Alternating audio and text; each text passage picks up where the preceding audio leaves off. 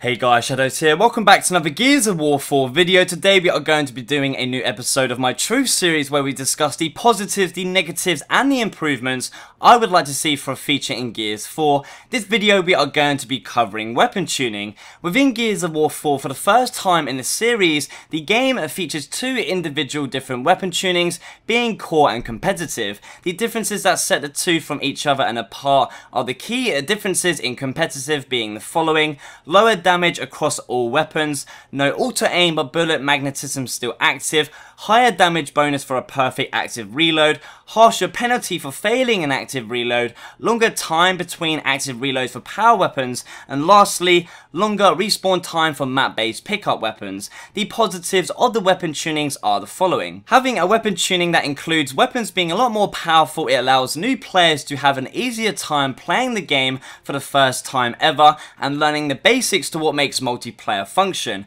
Players possibly playing solo or just casually don't have to rely on playing in a team or using teamwork at all times and are able just to enjoy and just play the game casually. With the two different tunings, it allows players to choose the way they want to play Gears 4 based on what they prefer overall, and also are just used to from experiencing previous titles in the series so far. Negatives for the weapon tuning system are as followed: having two different weapon tunings causes dividing and just splitting up the community and player base overall based on just how people and players prefer to play, with game modes exclusive to either core or competitive results in players being restricted from playing all of the game modes available depending on which way they just decide to play and they enjoy. Having a core weapon tuning that includes stronger weapons and it being available to everyone means there is nothing in the game stopping experienced players in a stacked team taking advantage of the core tuning and just abusing the system, which makes it very frustrating to play against, especially for new players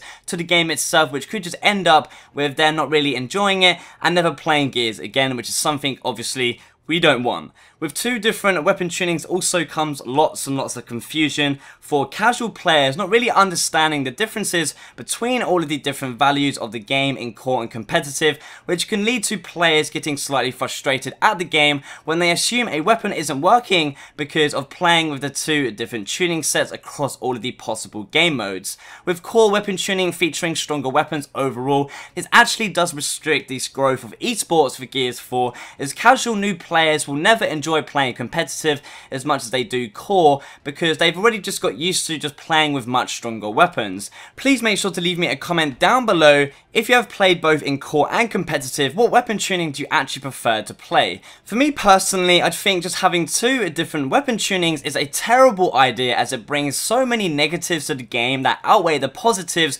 which isn't just healthy overall. As a gamer, when you're playing a multiplayer game, you would like to have the weapon tuning to be the most balanced that it can be overall, and having two separate weapon tunings doesn't allow that. The main problem with the weapon tuning in Gears 4 is that it's a decision like others made already by the Coalition Studio that was created as an attempt to just cater towards new players having an easier chance of trying to get into the game. However, after several Gears games in the past already trying this already, I'm surprised that the lesson should have been learned by now, that any gameplay decisions made trying to cater towards new players doesn't work, because Gears of War isn't a new player friendly game and it will never will be. As we know, for those players who've been playing the series for a good few years now, there is a huge skill gap in Gears of War that requires time and effort made by a player to learn the layers upon layers to every aspect of the game that have to be learned and can't be made easier by just a few decisions being made in the game. So hopefully going forward, the Coalition Studio realizes this